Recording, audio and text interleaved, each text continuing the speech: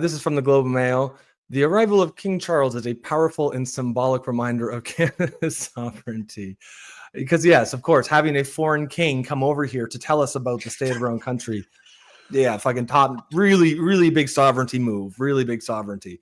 I don't understand how they got that there. It is nice to see some people are speaking out against it, though. The Bloc Québécois. Oh yeah, you know that as much as I dislike the guy for what he stands for, I will give him props that guy does not give a fuck. He's there to represent what he perceives as Quebec values, and he doesn't give a fuck if this is don't care. Don't care. mean, I'm kind of in the same boat. Like, it's as a non-Quebecer, you're kind of like, fuck the Bloc. At the same time, you got to respect the game, right? You got to respect the hustle. They're not lying about what they're trying to do. They'll tell you, we don't give a shit about the rest of you guys. We're just here to look out for Quebec. I can deal with that a whole lot better than the politician who pretends to be caring about everybody and actually doesn't. It's like an honest politician. If that actually, what the fuck? Yeah, I'd rather an honest politician telling me how he's gonna fuck me than the dishonest one. You know what I mean? Than the dishonest one pissing down your neck and telling you that it's raining. But yeah, so what he's saying here, Bloc Québécois slam Carney for inviting foreign king to an open parliament. I love how he said that. Opt out of attending throne speech. So good that is good for him. Yeah, I thought that was cool. So this is before you go, let's acknowledge Dave B. Thank you, sir, for the donation. Great podcast, guys. Oh, Dave, thank you, brother. Appreciate that. Thank you, sir. So this is our guy. This is our king who's coming here. Go full screen. Full screen. Full screen. This is our guy who's coming here. He's telling us, our king, our sovereign. This is the kind of stuff I think we can expect to see from him. Earlier this year, as we commemorated the 80th anniversary of D-Day, the Queen and I had the enormous privilege of meeting once again the remarkable veterans of that very special generation who gave of themselves so courageously on behalf of us all. On our recent visit to the South Pacific to attend the Commonwealth Summit, sounds pretty. I was reminded constantly of the strength which institutions, as well as individuals, can draw from one another, and of how diversity of culture, ethnicity, and faith provides strength, not weakness. Across the Commonwealth, we are held together by a willingness to listen to each other, to learn from one another, and to find just how much we have in common. Because through listening, we learn to respect our differences, to defeat prejudice, and to open up new possibilities. A lot of it sounds kind of fluffy, the sort of thing you expect these kind of, goofballs to say. If you notice, though, that thing he slipped in there, remember, folks, diversity is your strength. And I hate that phrase so much. I have no problem with diversity. I think diversity is great if it comes from meritocracy. If you're in a company and you hire the best people, and the best people are Chinese, Indian, fucking African, Australian, what have you, that's great. I think that is great. But diversity for the sake of diversity, this identity politics on the left, I think is a really dangerous message to push, because it's clearly not true. Diversity for the sake of diversity gives us Pakistani rape gangs in the UK that the police are afraid to fucking investigate because they don't want to appear racist. His next one that I'm going to play here is a little more on the nose, and this I believe I didn't even notice it, but Nico noticed it. I think this is actually a speech to the WEF. So this is from the WEF. Here's our. He was representing the WEF during that speech, and yes, this is King Charles. Yeah, exactly. And so again, this is our guy. This is our sovereign. He's coming here tomorrow. The current pandemic has brought unimaginable devastation to people's lives, livelihoods, and national economies. At the same time, the green recovery represents an unprecedented opportunity to rethink and reset the ways in which we live and do business. Now, I've long believed that we need a shift in our economic model that places nature and the world's transition to net zero at the heart of how we operate. There it is.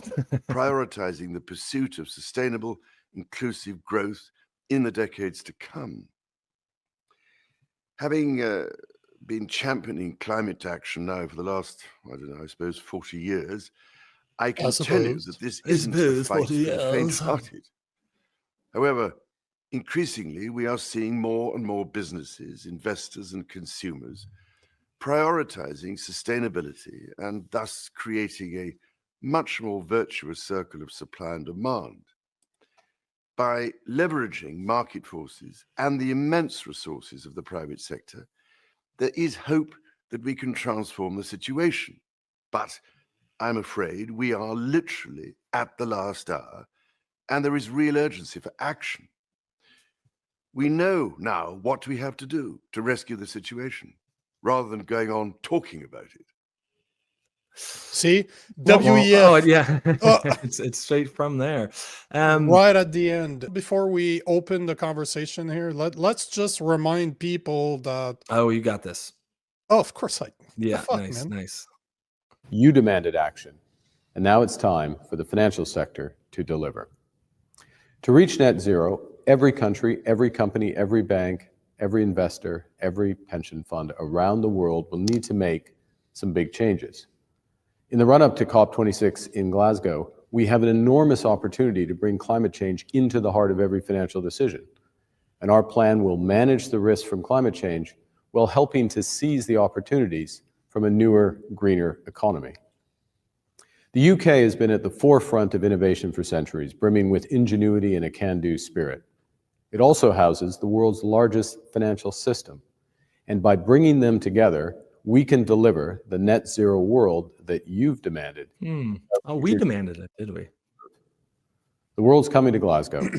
Let's reshape finance for a sustainable world. You demanded action, and now it's time for the financial sector. Give me a second here. Let's make sure we're all on the same page, because there's two more things. There's another video, and then I want to read a part of his book that I'm reading right now, just to show you this is nothing new. This is not a conspiracy theory. We saw King Charles with a video produced by the WEF. That was just King Carney, right? Here you go. Here's another conversation that he had. And now he is at the WEF. That is probably when he sat on the board of the WEF, because a lot of people out there don't understand that our selected prime minister was not just backing the WEF. He actually was on the board of the WEF. So here's a video from King Carney that explains to us why the fuck climate is so important. The role of central banks with respect to climate is with respect to the resilience of individual financial institutions and the system as a whole. And if I could put it this way, normally what you're doing... This is a financial regulation. It's a financial regulatory, yeah. And so there's many central banks that don't actually have a financial regulatory responsibility. Therefore, it doesn't fall for them. But in general, in financial stability, this is my last point, which is you need to plan for failure. Right. So you think of, there's a COVID shock, there's, some bad thing happens, a big financial institution fails. So I plan for failure, think about how we keep the system functioning so those who are least well off are not hurt. It is unforgivable to have the problems of the financial system fall on the most vulnerable in society.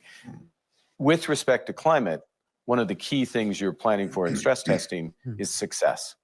Society decides in the UK and Canada, many other places, but in UK and Canada, it's the law of the land to get to net zero by 2050.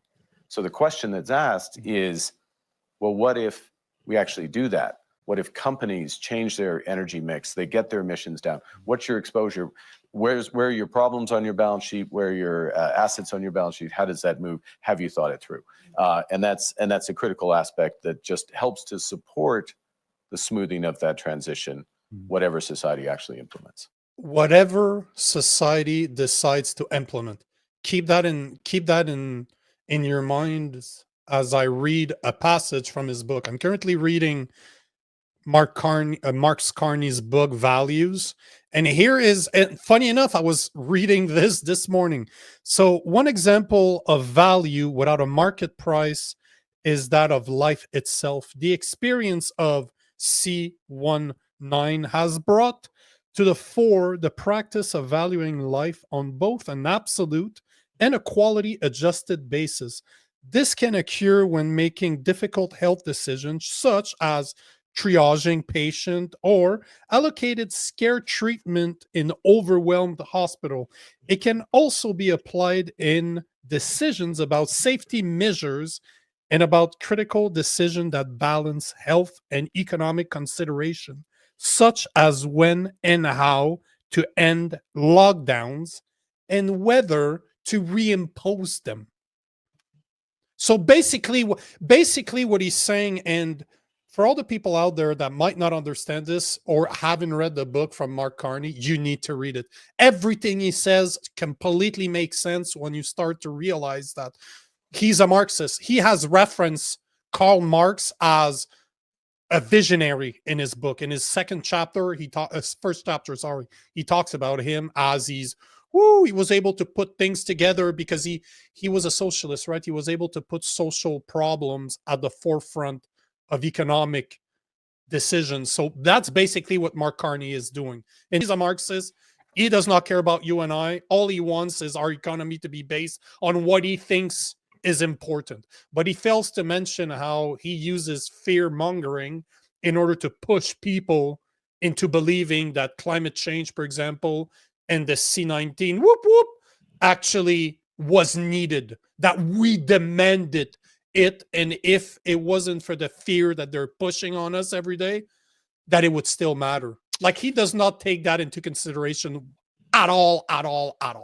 It's insane. Yeah, I mean, and you know, obviously, I don't. Me and you feel a little bit different about climate change, although I'm not a big believer in the overall narrative. You know, I think that climate's warming. I think there's human activity probably has some relative something to do with it. I don't trust the models, and I don't trust the worst case scenarios, because to me it just seems like it's clearly being used as political tools and political weapons.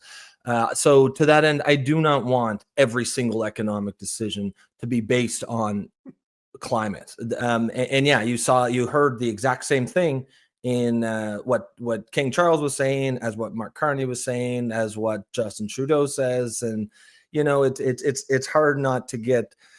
In some ways, that's probably why Carney is okay with Charles giving the speech, because he's like, oh, he's basically me anyways. He's just British me. And he has this weird love affair with the royalty, with the royal family, with the UK really in general.